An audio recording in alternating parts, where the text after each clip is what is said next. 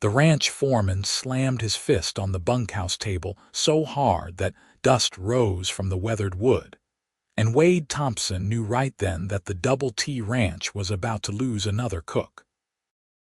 It was April of 1884, and the high plains of Montana Territory stretched endlessly beyond the ranch boundaries, vast and unforgiving as the tempers of hungry cowboys who had been eating beans and burned biscuits for 3 weeks straight. Wade stood in the doorway of the main house, watching as 4 more of his hired hands threw their belongings into saddlebags, their faces set with the same determination he had seen on 6 other men just last month. "This is the 3rd cook in 2 months, boss," said Jim Cartwright, one of the older ranch hands who had been with the Double T for nearly a decade. "The boys are saying they would rather take their chances in town than eat another meal that tastes like boot leather soaked in creek water."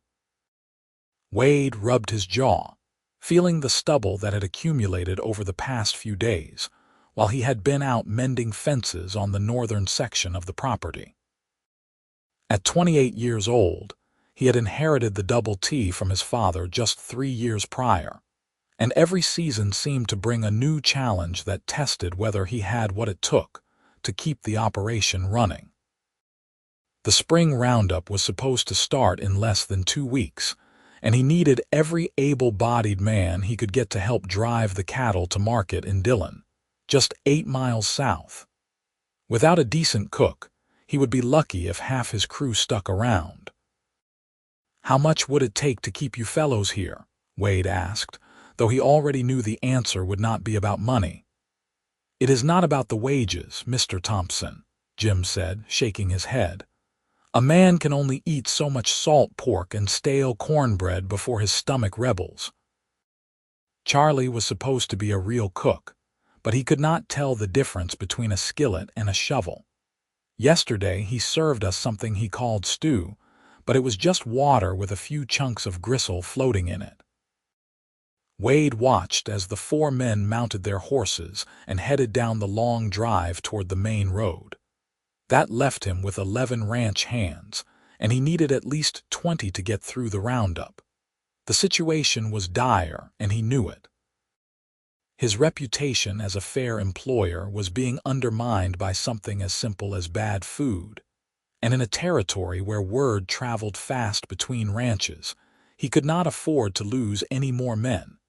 He walked to the bunkhouse where Charlie, the current cook, was packing his own belongings. The man was barely 20 years old and had lied about his cooking experience to get the job. Wade could not even be angry with him because the desperation had been written all over the young man's face when he had shown up looking for work. But sympathy did not fill stomachs or keep ranch hands from deserting. "I am sorry, Mr. Thompson," Charlie said, not meeting Wade's eyes. "I thought I could figure it out, but I just cannot seem to get anything right." "Where did you learn to cook?" Wade asked. "My ma taught me a few things, but she passed 2 years ago, and I guess I did not pay as much attention as I should have," Charlie admitted. "I needed the work, sir. I did not mean to cause you trouble." Wade pulled out a month's wages and handed them to the young man. "Take this and head into Dillon. Maybe you can find work at the mercantile or the livery. Cooking is not for everyone." After Charlie left, Wade stood alone in the empty cookhouse, staring at the massive iron stove that had been his mother's pride and joy before she died giving birth to his stillborn sister, 12 years ago.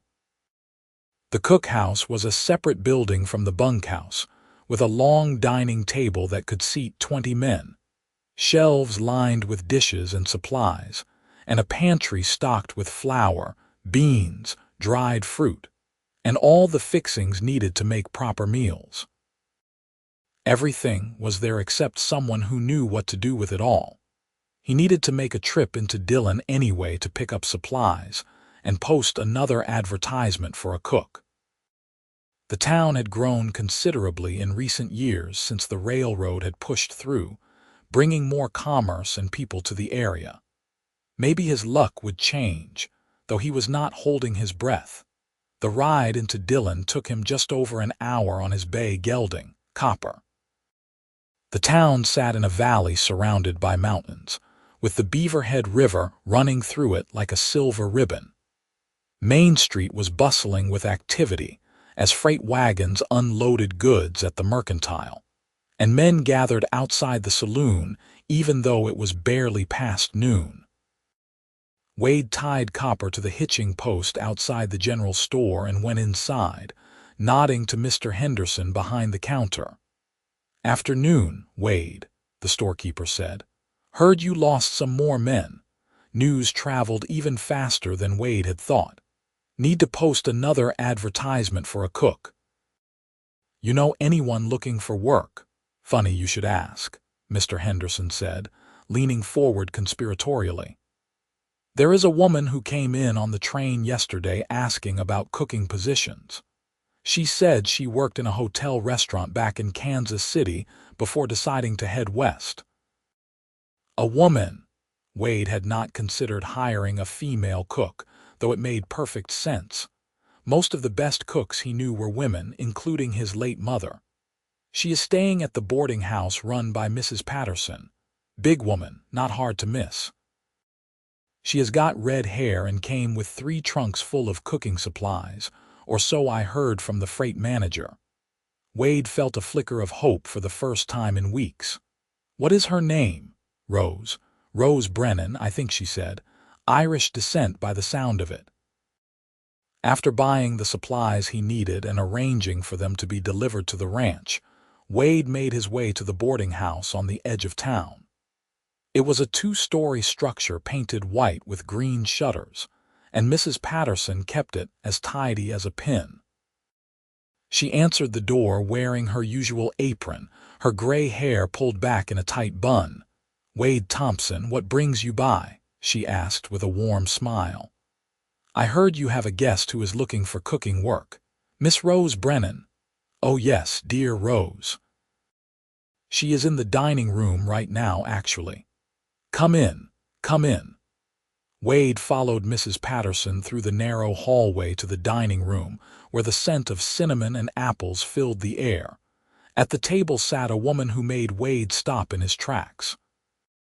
She was, as Henderson had said, a big woman, but there was nothing awkward about her presence. She had copper-red hair piled on top of her head, creamy skin with a dusting of freckles across her nose, and the most striking green eyes he had ever seen. She was rolling out pie dough with practiced efficiency, her hands moving with the confidence of someone who knew exactly what she was doing. "Rose, this is Wade Thompson. He owns the Double T Ranch and is looking for a cook," Mrs. Patterson said. Rose looked up, and for a moment their eyes met. Wade felt something shift in his chest, a sensation he had not experienced since he was a teenager with his first crush. She wiped her flour-dusted hands on her apron and stood, and he realized she was tall for a woman, probably around 5 feet 8 inches, with curves that filled out her simple brown dress. "Mr. Thompson," she said, extending her hand. Her voice had a slight Irish lilt that made his name sound almost musical. "I am Rose Brennan. Mrs. Patterson has been kind enough to let me use her kitchen while I look for a position." Wade shook her hand, noting the firmness of her grip. "I heard you have experience cooking in a hotel restaurant." "The Grand Hotel in Kansas City for 3 years, she confirmed. "I cooked for up to 100 guests a night during the busy season. Before that, I worked in my family's tavern in Boston." "Why did you leave Kansas City?" Wade asked, trying to sound businesslike despite the fact that he was having trouble concentrating with the way the afternoon light caught the gold highlights in her red hair. "I wanted a change of scenery and thought the Montana Territory might offer opportunities," Rose said simply. "I have always been drawn to wild places, and I am not afraid of hard work. Cooking for ranch hands is different from cooking for hotel guests," Wade said. "The men can be rough around the edges and they eat a lot."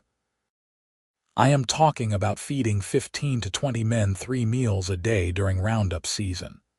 Rose's lips curved into a slight smile. Mr. Thompson, I have cooked for Irish dock workers who could eat their weight in potatoes and German brewers who thought every meal should include sausages. I can handle hungry cowboys. There was something about her confidence that Wade found both appealing and slightly intimidating. Most women he knew in the territory were either ranchers' wives who had learned to be tough out of necessity or saloon girls who put on a tough act. Rose seemed to possess a natural strength that came from within. The position pays $40 a month plus room and board, Wade said. You would have your own quarters in the main house, separate from the bunkhouse. I would need you to start immediately. May I ask why you need someone so urgently? Rose inquired, her green eyes studying him carefully. Wade appreciated her directness.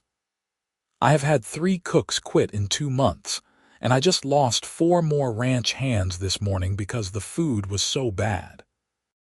I am about to start spring roundup and I need a full crew. Good food keeps men happy and working. I see, Rose said, nodding slowly. And you think hiring a woman will solve your problem? I think hiring someone who knows what they are doing will solve my problem, Wade corrected. The fact that you are a woman does not matter to me one way or the other, as long as you can cook. Rose seemed to consider this for a moment, then looked at Mrs. Patterson. What do you know about Mr. Thompson's character? The Thompsons are good people, Mrs. Patterson said without hesitation. Wade's father built that ranch from nothing, and Wade has kept it running honestly. He is fair to his workers and pays his debts on time. I have known him since he was a boy. Rose turned back to Wade. I will take the position on one condition. What is that? If any of your men treat me with disrespect or make unwelcome advances, you will back me up and deal with them accordingly. I can handle myself in a kitchen, but I will not tolerate being harassed. You have my word, Wade said. Any man who disrespects you will answer to me personally, and then he will be looking for work elsewhere. Then I accept, Rose said, extending her hand again. As Wade shook her hand for the second time, he felt that strange flutter in his chest again. He told himself it was just relief at finally finding a competent cook, but deep down, he knew it was something more. There was something about Rose Brennan that called to him in a way no woman ever had before. Can you be ready to leave tomorrow morning? Wade asked. I can send a wagon for your belongings. I can be ready, Rose confirmed. And Mr. Thompson, you will not regret this decision. As Wade left the boarding house and headed back to his horse, he found himself hoping she was right. But it was not just about the ranch anymore. Something told him that Rose Brennan was going to change his life in ways he could not yet imagine. The next morning dawned clear and cool, with a hint of the warmth that would come later in the day.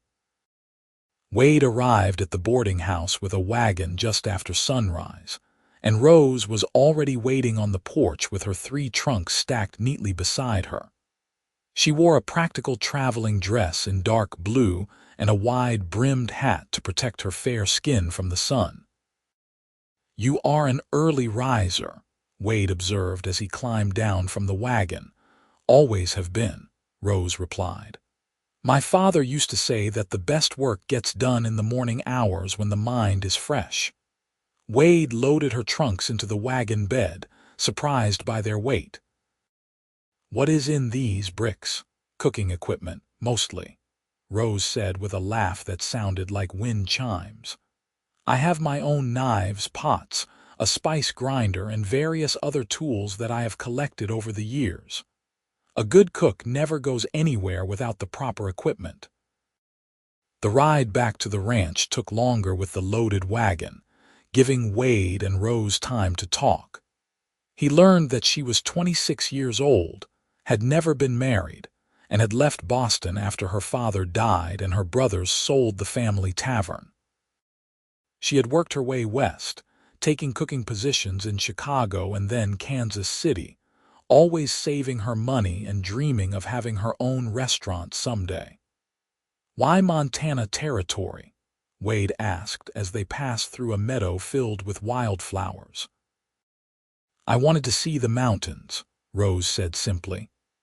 "And I heard that Montana was a place where a person could make a fresh start, regardless of their past or circumstances. I liked the idea of that." "It can be a hard life out here," Wade warned. "The winters are brutal and towns are far apart. Some people find the isolation difficult."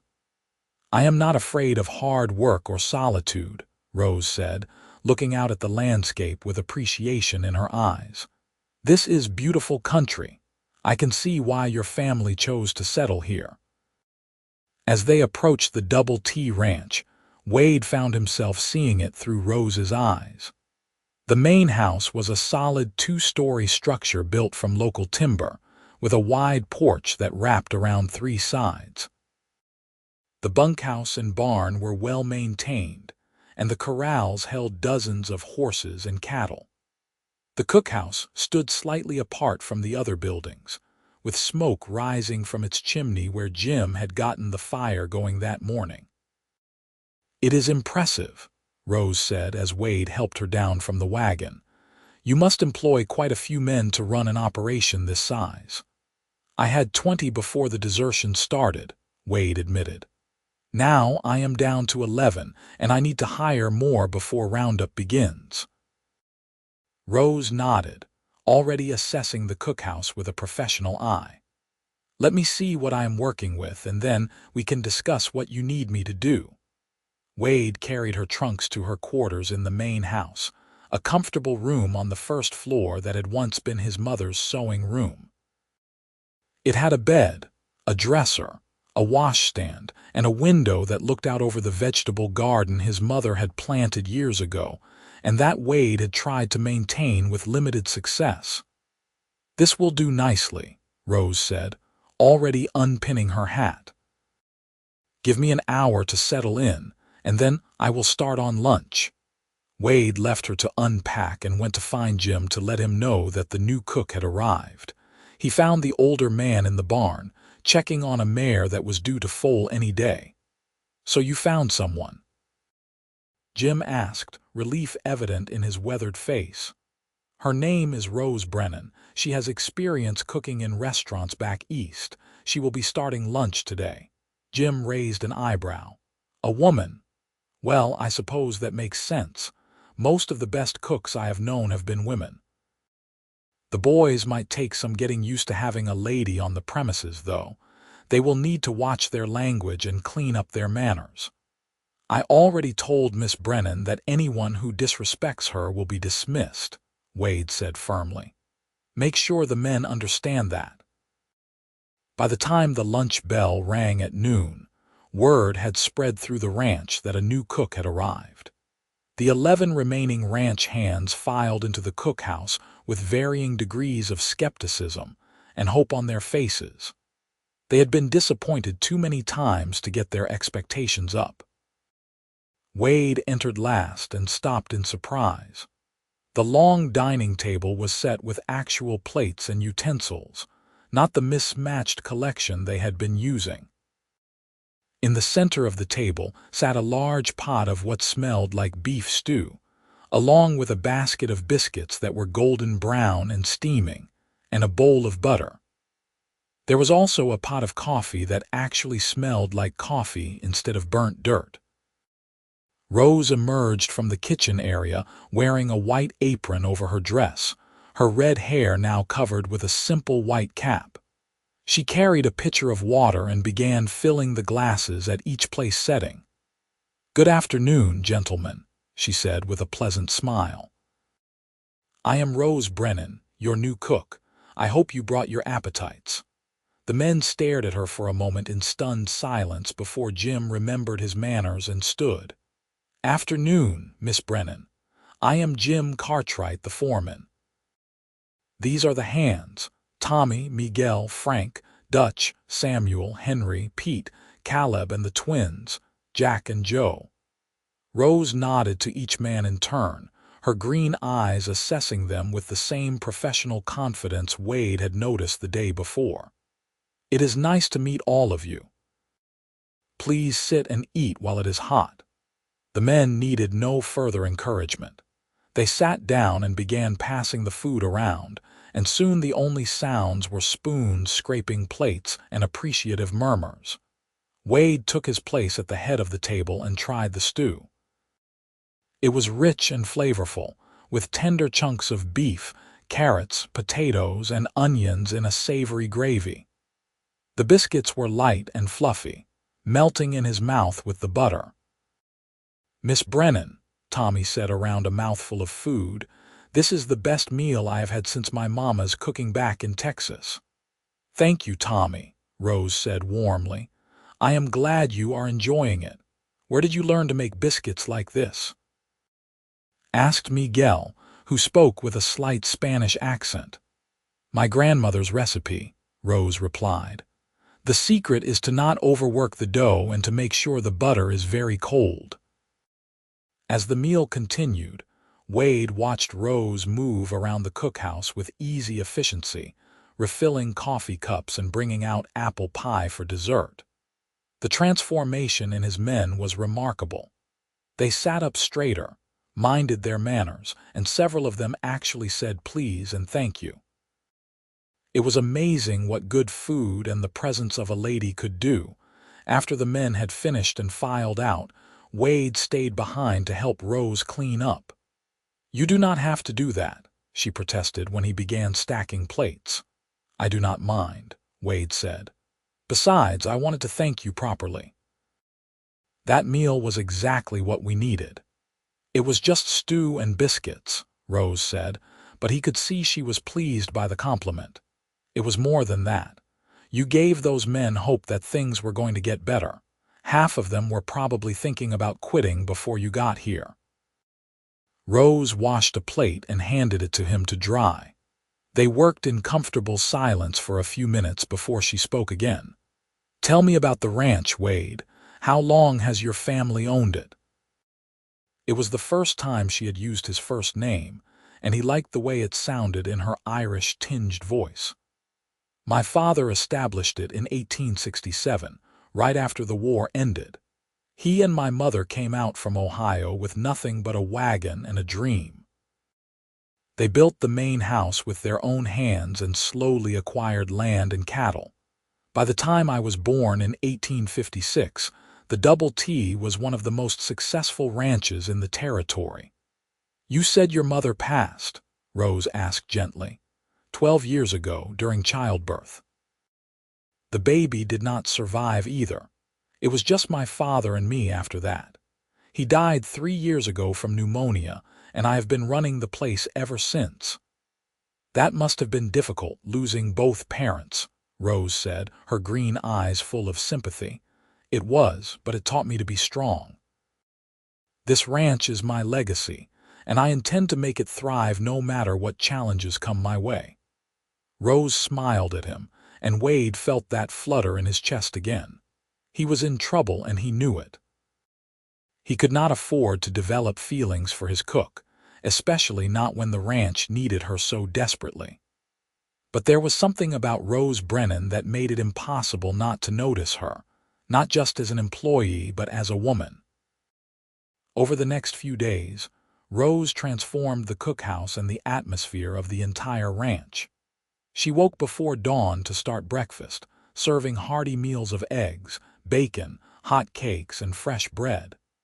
Lunch was always a substantial affair with soup or stew, sandwiches, and dessert. Dinner was the main meal, with roasted meats, vegetables, potatoes, and her famous biscuits or fresh bread. She baked pies, cakes, and cookies, and even started planting herbs in the neglected garden behind the main house. Word of the new cook at the Double T spread quickly, and soon Wade had men showing up asking for work. Within a week, he had hired 9 more hands, bringing his crew up to 20. They were ready for the spring roundup, and morale was higher than it had been in months. Wade found himself spending more time around the cookhouse than was strictly necessary. He would linger over breakfast, helping Rose carry supplies from the pantry. He would stop by at lunch to discuss ranch business with Jim, but really just to see Rose. He would volunteer to help with dishes after dinner, standing beside her at the wash basin while they talked about everything and nothing. He learned that she loved to read, especially poetry and adventure stories. She missed the ocean from her time in Boston, but was falling in love with the mountains. She had a younger sister who had married a banker and lived in Philadelphia, and they wrote letters to each other regularly. She wanted children someday, but had always been too focused on her career to think seriously about marriage. Rose learned things about Wade, too. She discovered that he was more educated than most ranchers, having attended a year of college in Denver before his mother died and he had to return home.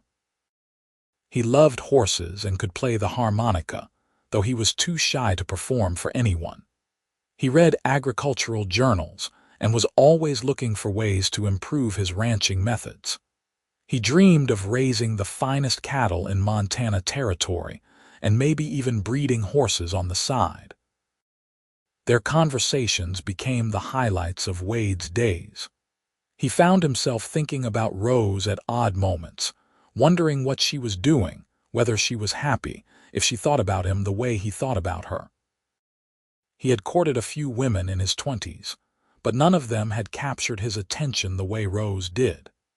She was intelligent, capable, funny, and beautiful in a way that had nothing to do with fashion or artifice, and everything to do with the confidence and warmth that radiated from within her. 3 weeks after Rose arrived, the spring roundup began in earnest. Wade and his men spent long days riding the range, gathering cattle, branding calves, and separating out the steers that would be driven to market. It was hard, dusty work that left everyone exhausted by nightfall. But no matter how tired the men were, they always showed up for meals with smiles on their faces, because they knew Rose would have something delicious waiting for them.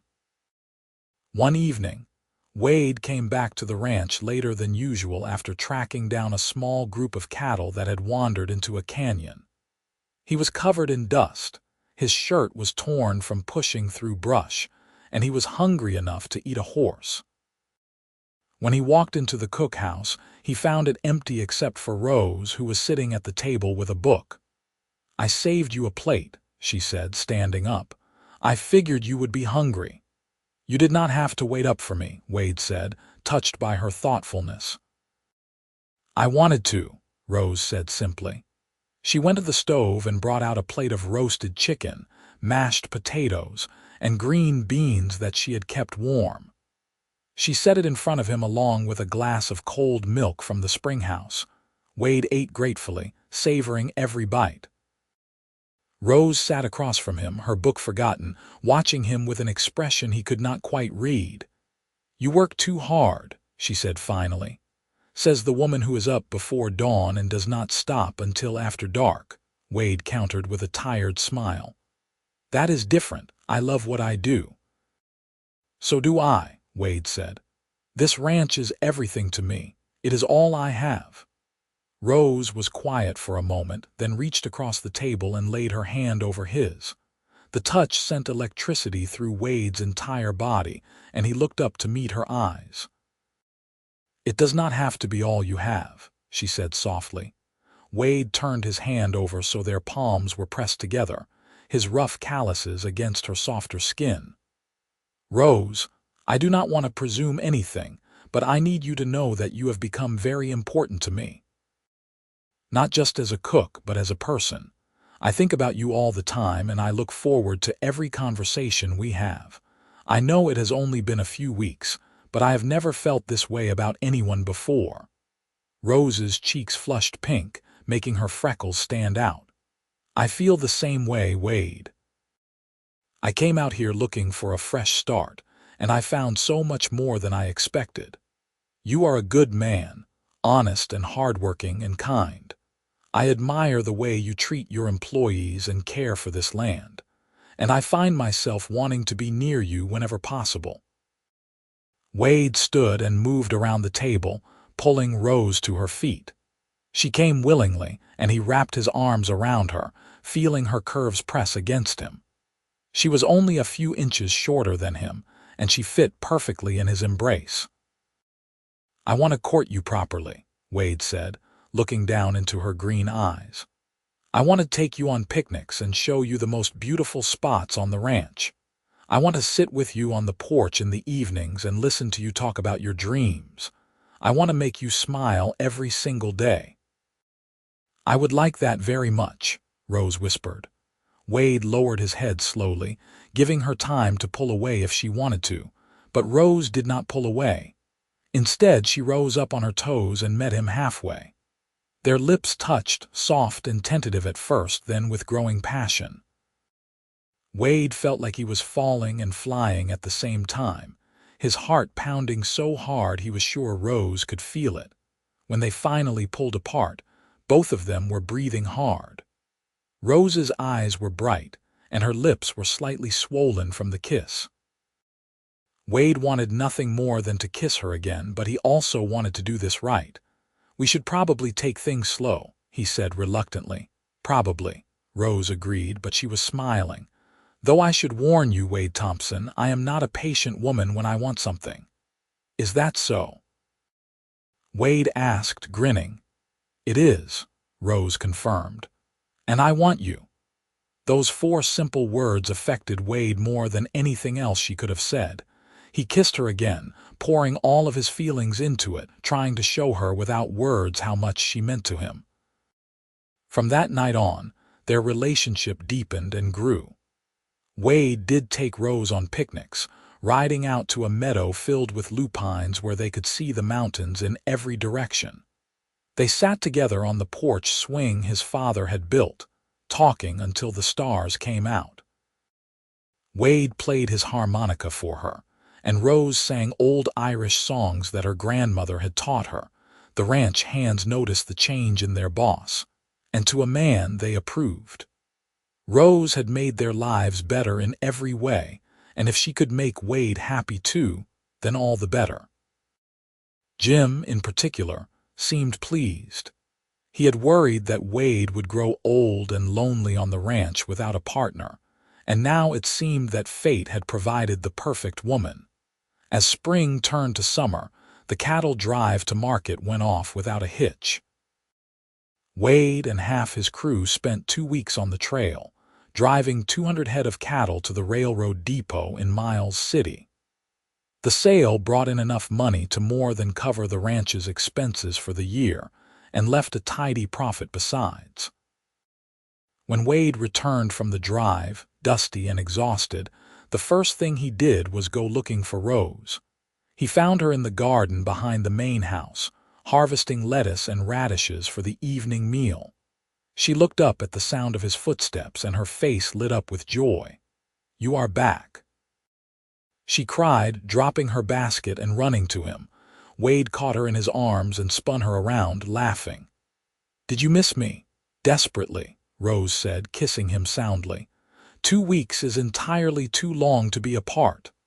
"I agree," Wade said, setting her down but keeping his arms around her. "Rose, I have been doing a lot of thinking while I was away." "That sounds serious," Rose said, looking up at him with slight concern. "It is," Wade confirmed. He took a deep breath, suddenly nervous. "I know we have only known each other for 3 months, but I am 30 years old, and I know my own mind. I do not need more time to be sure of how I feel about you. I love you, Rose Brennan. I love your strength and your kindness and the way you hum while you cook. I love how you are not afraid of hard work and how you see beauty in this wild land. I love the way you make everyone around you feel valued and cared for. I love everything about you, and I want you to be my wife." Rose's eyes filled with tears, but she was smiling. "Wade Thompson, that is the most wonderful thing anyone has ever said to me." "Is that a yes?" Wade asked, hope surging in his chest. It is absolutely a yes, Rose said, laughing and crying at the same time. I love you too, Wade. I think I started falling in love with you that first day when you offered me the job without hesitation, treating me like an equal. You are everything I have ever wanted in a man, and I would be honored to be your wife.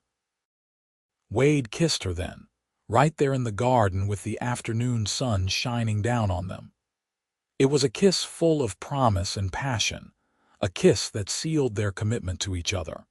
That evening at supper, Wade stood up and clinked his fork against his glass to get everyone's attention. The ranch hands looked up from their plates, curious about what the boss had to say. I have an announcement to make, Wade said, reaching down to take Rose's hand and pull her to her feet beside him. Rose has agreed to marry me, and I wanted you all to hear it from us first. The wedding will be in August, and you are all invited. The cookhouse erupted in cheers and applause. The men crowded around to offer their congratulations, shaking Wade's hand and hugging Rose. Jim had tears in his eyes as he clapped Wade on the back.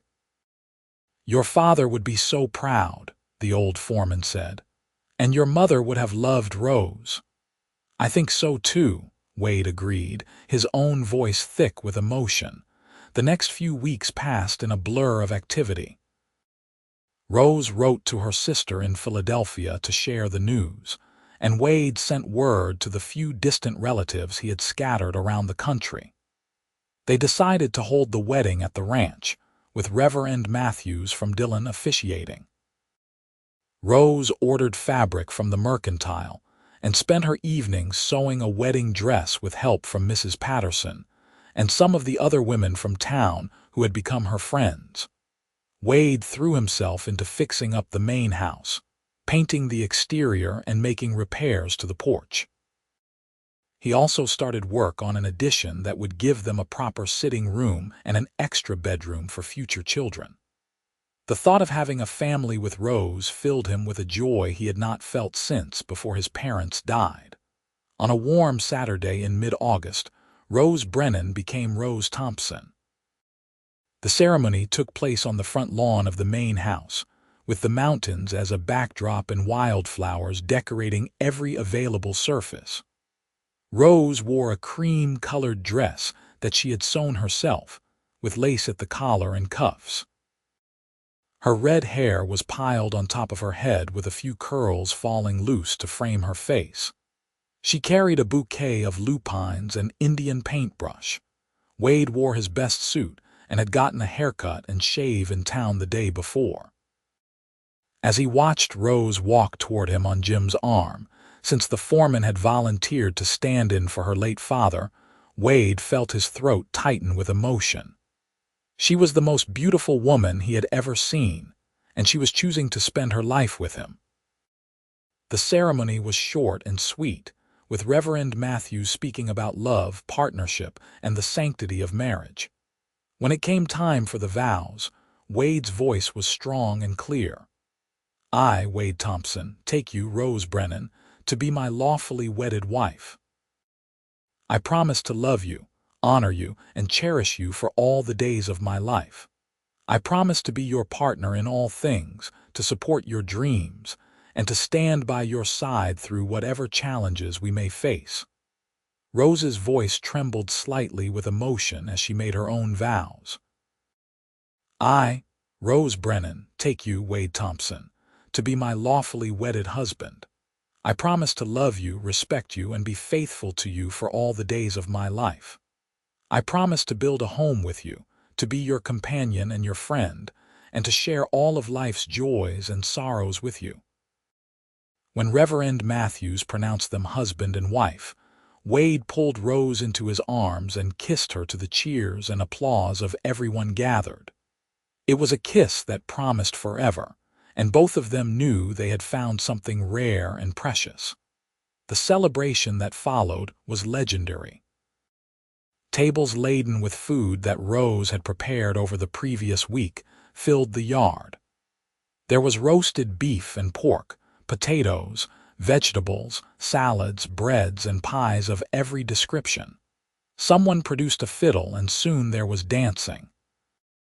Wade danced with his bride until his feet hurt, and then he danced some more because he could not stand to be apart from her.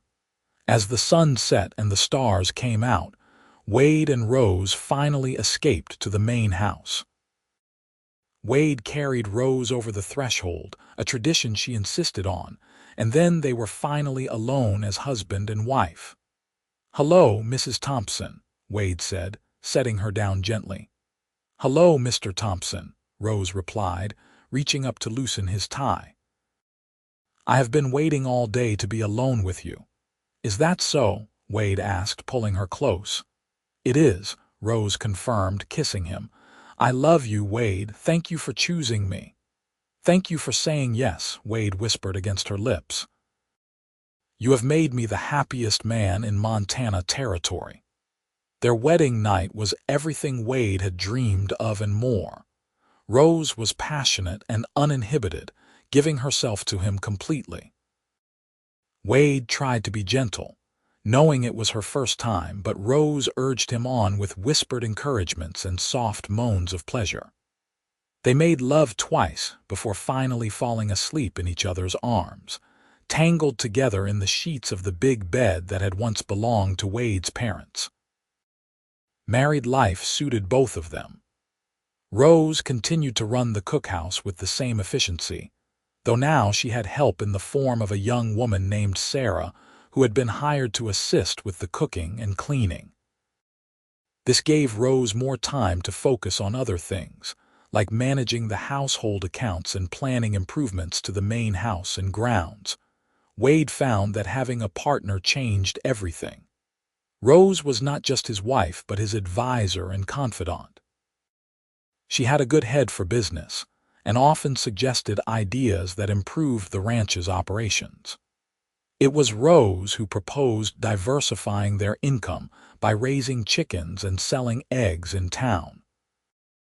It was Rose who suggested offering boarding to travelers passing through, which brought in extra money during the winter months when ranch work was slow.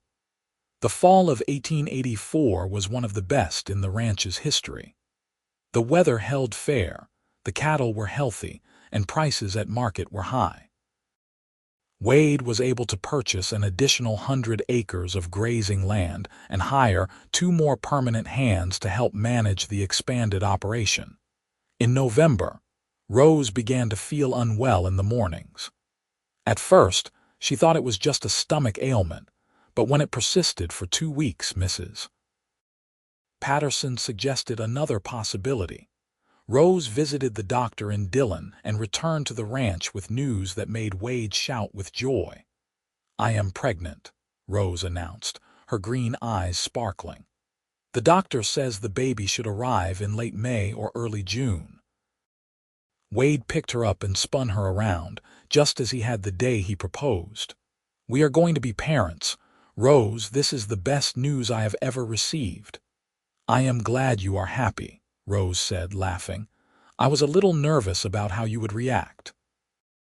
"Happy does not begin to cover it," Wade said, setting her down and placing his hand on her still flat stomach. "There is a child in there, our child. It is a miracle." As winter set in and the snow began to fall, Wade became increasingly protective of Rose.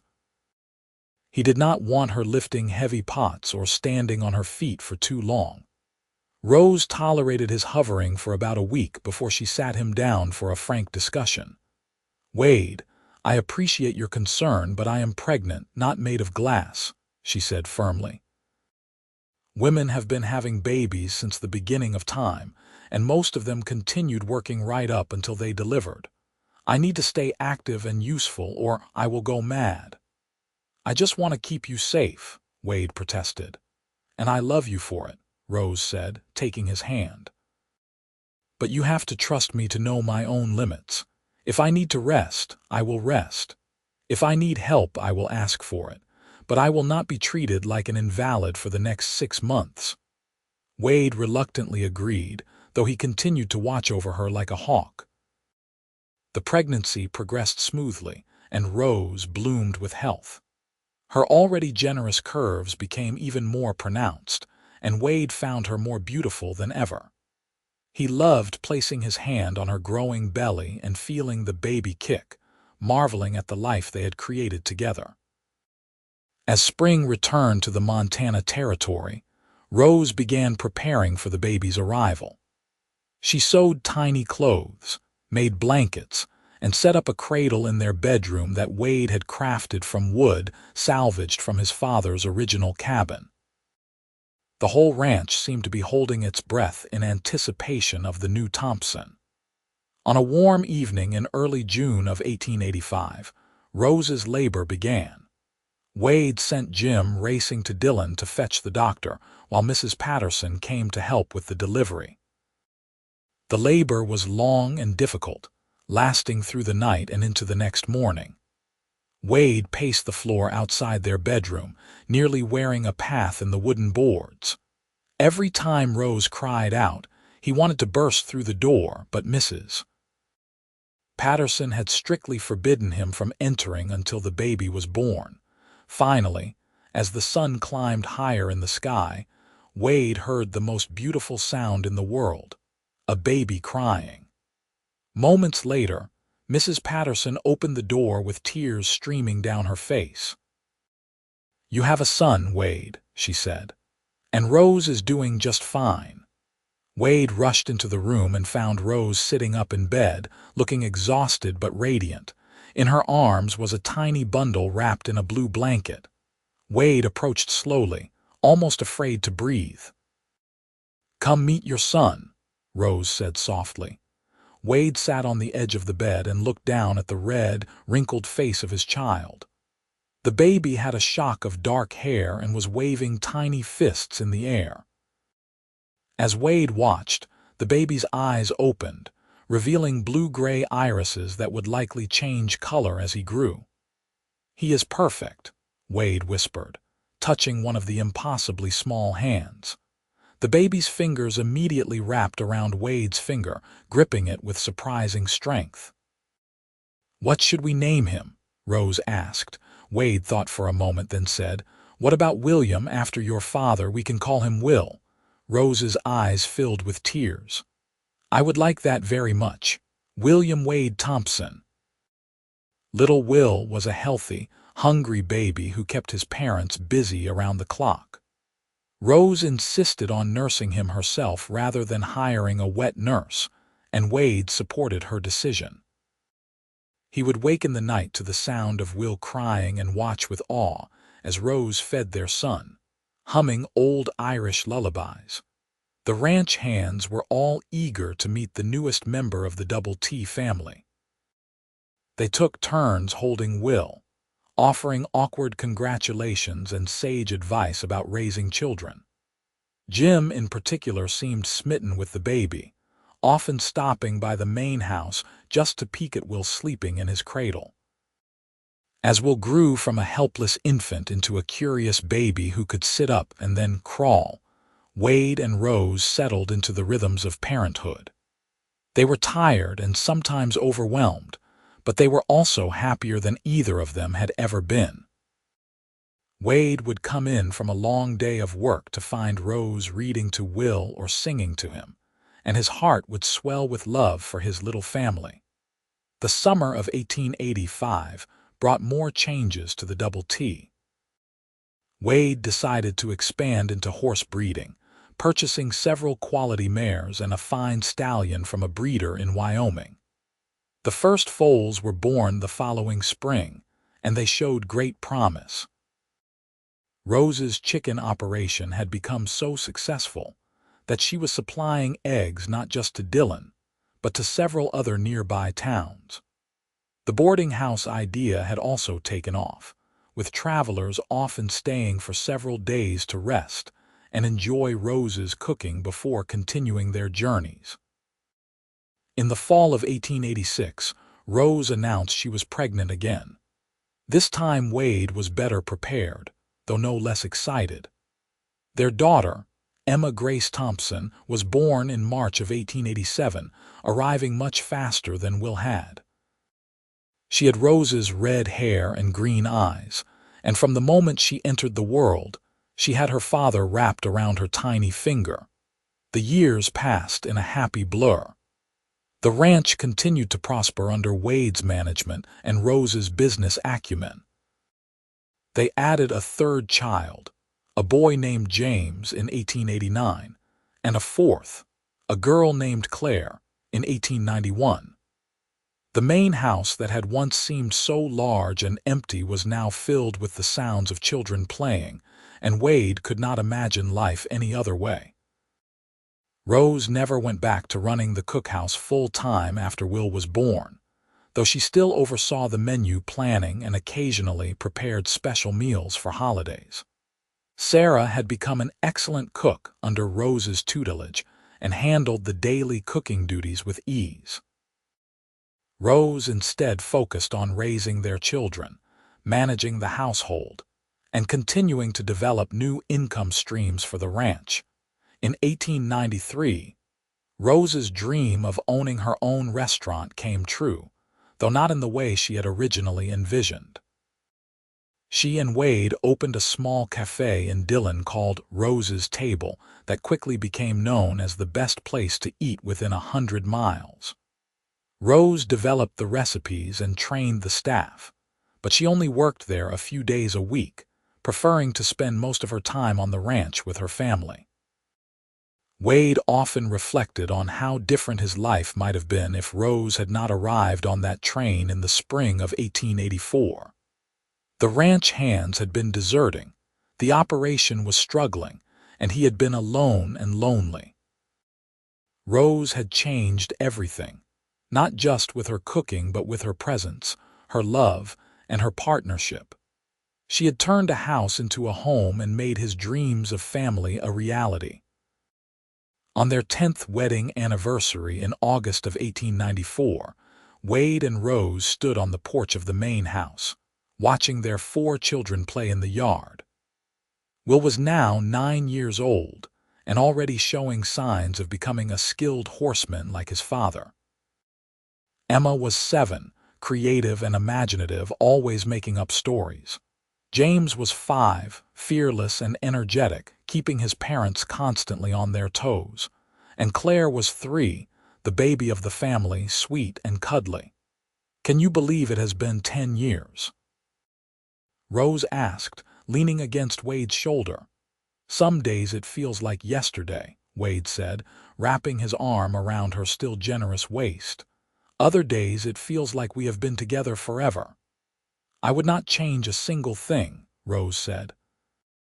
"Well, maybe I would change the part where I had to endure morning sickness 4 times, but everything else has been perfect," Wade laughed. "You know, when you first arrived, I thought you were going to save the ranch with your cooking, and you did, but you gave me so much more than that. You gave me a reason to wake up smiling every morning. You gave me children and laughter and love. You made my life complete." Rose turned to face him, her green eyes shining with tears. "You gave me all of those things too, Wade. Before I met you, I thought I was content with my life.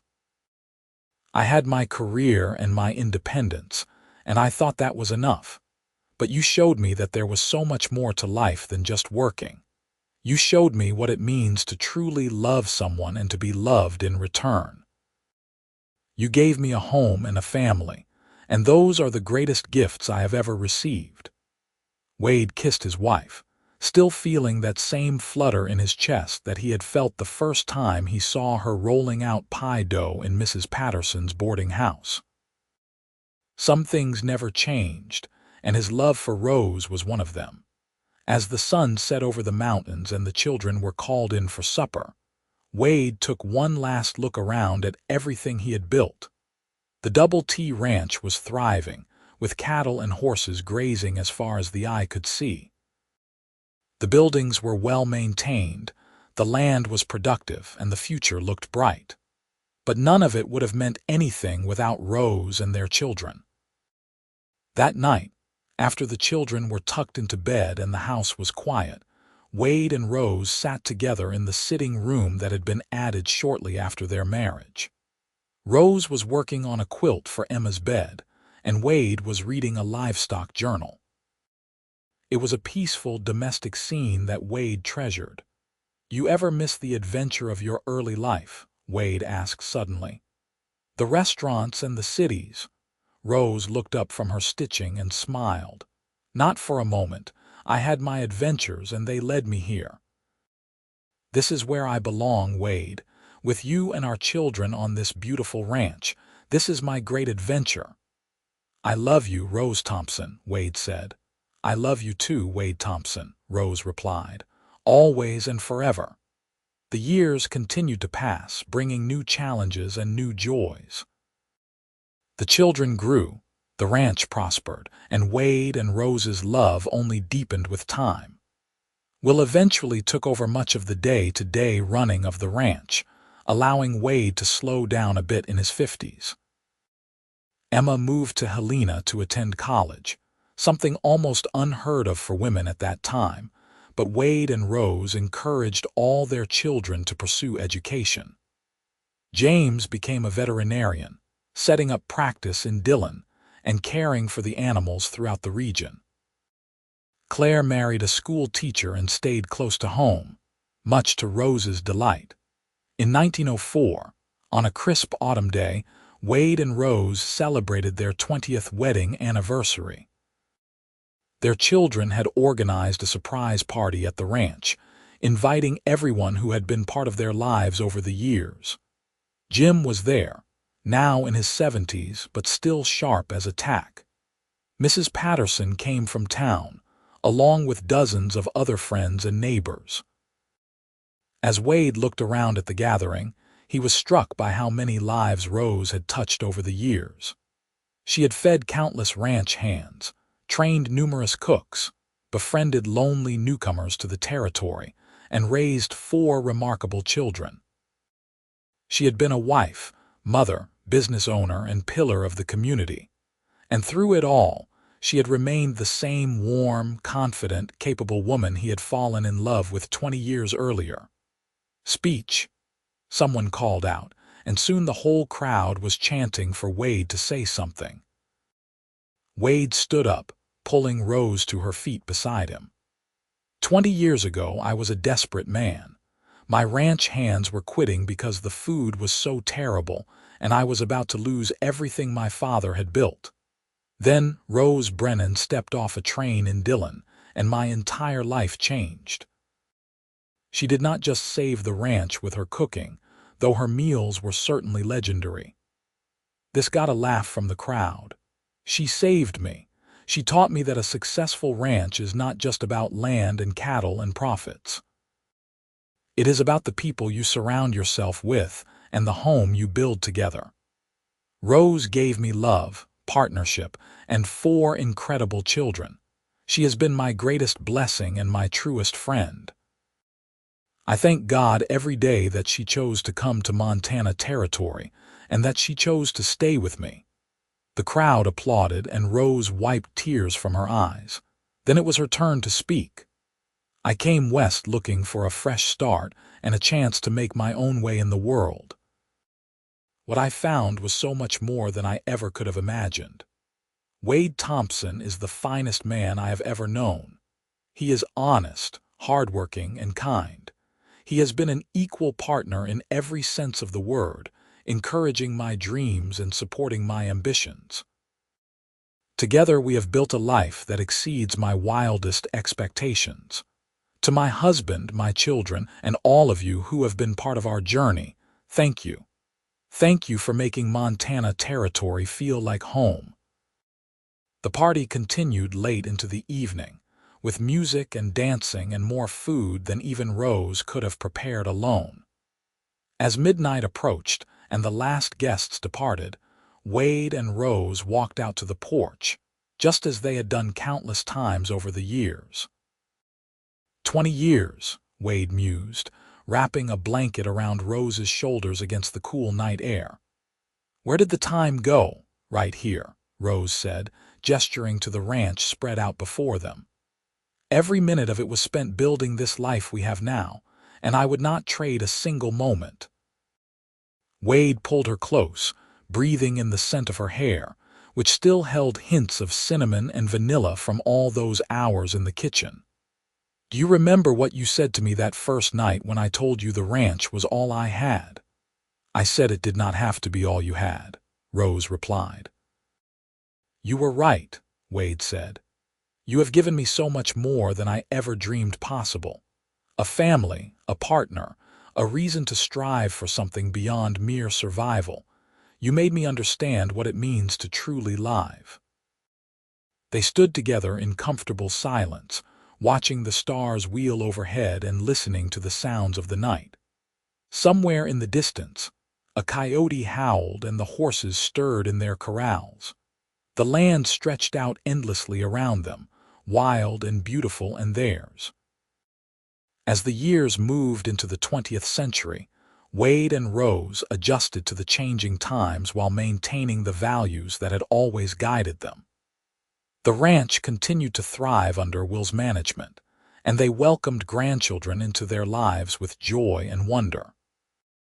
Rose's cafe in Dillon expanded to include a bakery, and her recipes became famous throughout the region. Wade slowed down more with age, his body bearing the wear of decades of hard physical labor.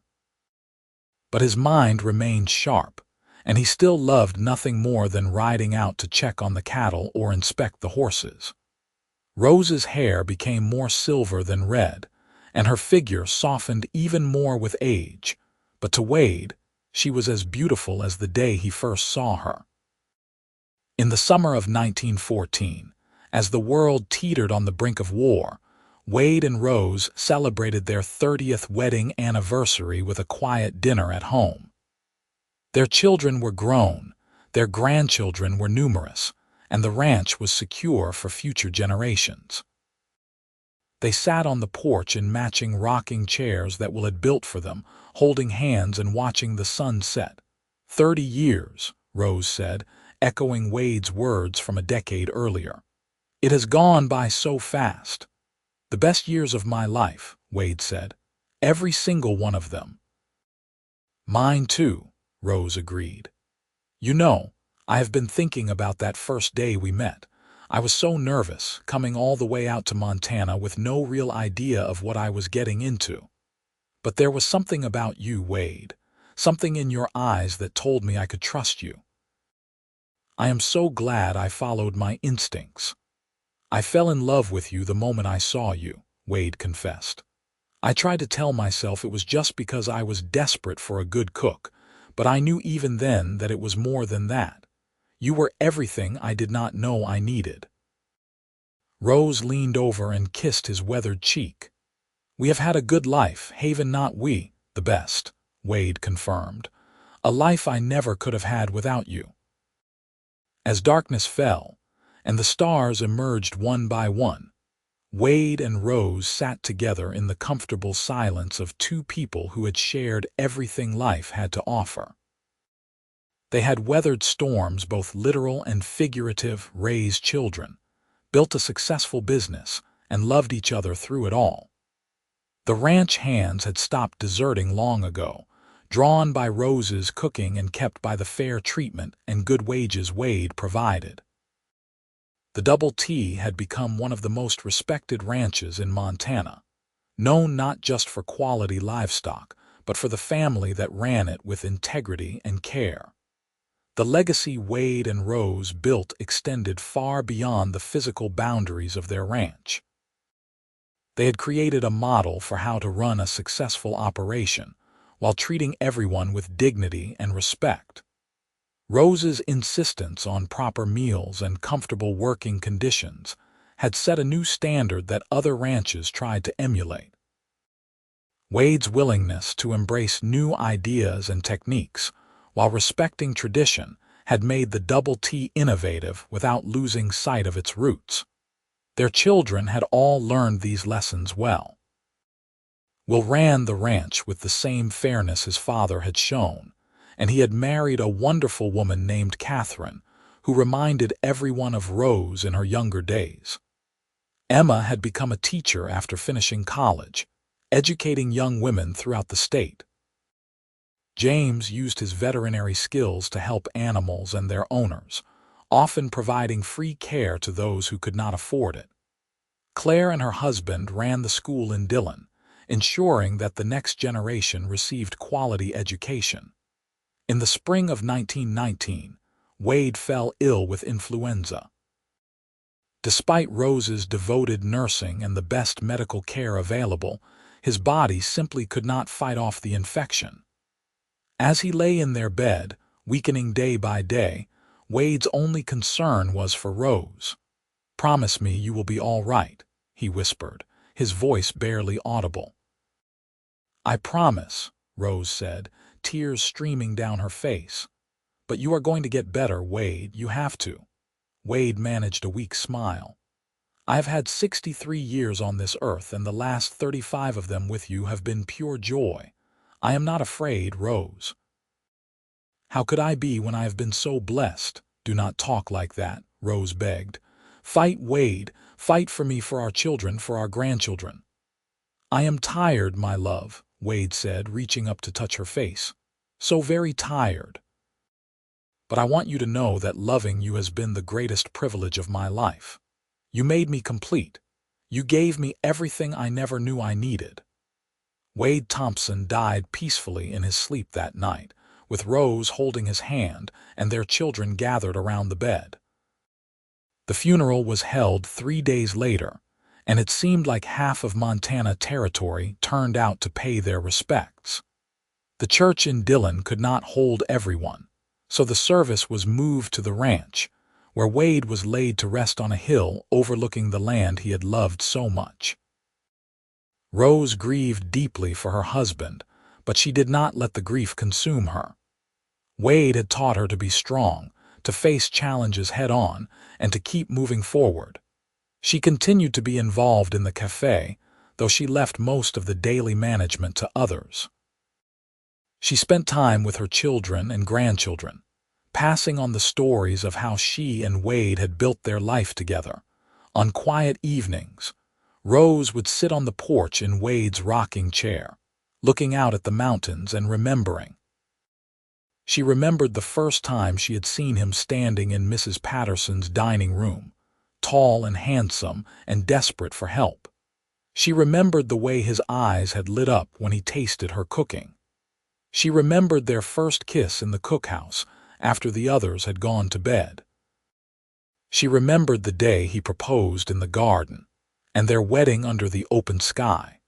Most of all, she remembered the feeling of being loved completely and unconditionally by a man who had seen her not as she appeared on the outside, but as she was on the inside.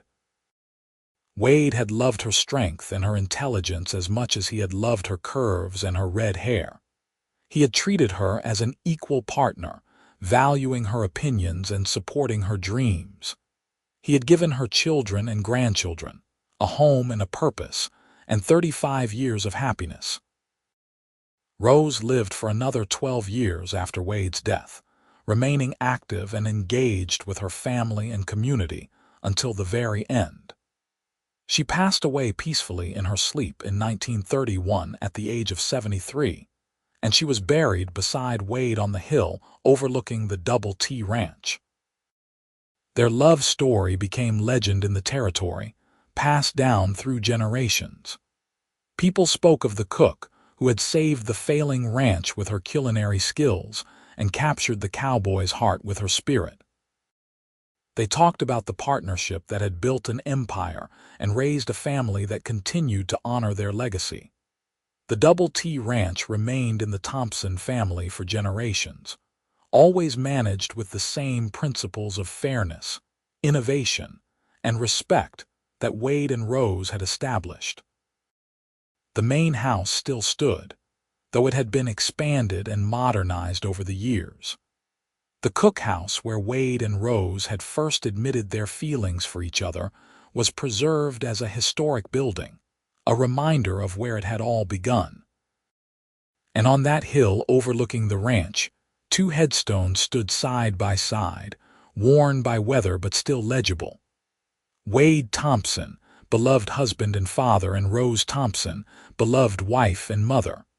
But to those who knew their story, they were so much more than that. They were proof that love could bloom in the most unlikely circumstances, that a good meal could change the course of a life, and that true partnership could build something lasting and beautiful. The ranch hands had stopped deserting when the plus-size cook arrived, and the cowboy had suddenly loved supper. But more importantly, they had loved each other, and that love had created a legacy that would endure for generations. Their story was one of courage and determination, of taking chances and following hearts, of building a life together in the wild frontier of Montana Territory. It was a story of the American West, but it was also a universal story of love conquering all obstacles. Rose had come west looking for a fresh start, and Wade had been looking for someone to feed his men. What they found together was so much more, a love that sustained them through decades of challenges and triumphs, a partnership that built not just a successful ranch, but a family and a community. Their grandchildren and great-grandchildren would sit on that same porch where Wade and Rose had spent so many evenings, and they would tell the story of how it all began. How a desperate rancher had gone to town looking for a cook and found the love of his life instead. How a woman with dreams of her own had taken a chance on a wild land and built a home that would last forever. How good food and an honest heart had changed everything. The story of Wade and Rose Thompson became more than just family history. It became a testament to the power of love, the importance of partnership, and the beauty of building a life together. It showed that happiness could be found in the simplest things: a good meal shared with someone you love, a quiet evening on the porch, the laughter of children playing in the yard, and the comfort of knowing you have found your person in this vast and sometimes lonely world. And so the legacy lived on, carried forward by each new generation of Thompsons who learned the story of the cook who saved the ranch, and the cowboy who loved her. They learned that love was not just about grand gestures or dramatic moments, though Wade and Rose had certainly had their share of both. It was about the daily choice to stand together, to support each other's dreams, to face challenges as a team, and to never take for granted the gift of having someone who truly sees and values you. In the end, that was the real story of Wade Thompson and Rose Brennan. Not just that the ranch hands had stopped deserting when she arrived, though that was certainly true. Not just that Wade had suddenly loved supper, though her cooking was legendary. The real story was that two people had found each other in a wild and untamed land, and they had built something beautiful together. They had created a home filled with love, a family bound by respect and affection, and a legacy that would outlast them both. Their love story proved that it did not matter where you came from, or what you looked like, or what others might think. What mattered was finding someone who saw your true worth, who appreciated your strengths, who accepted your flaws, and who chose to walk beside you through all of life's adventures. Wade and Rose had found that in each other, and they had held on to it with both hands, never letting go even when times were tough.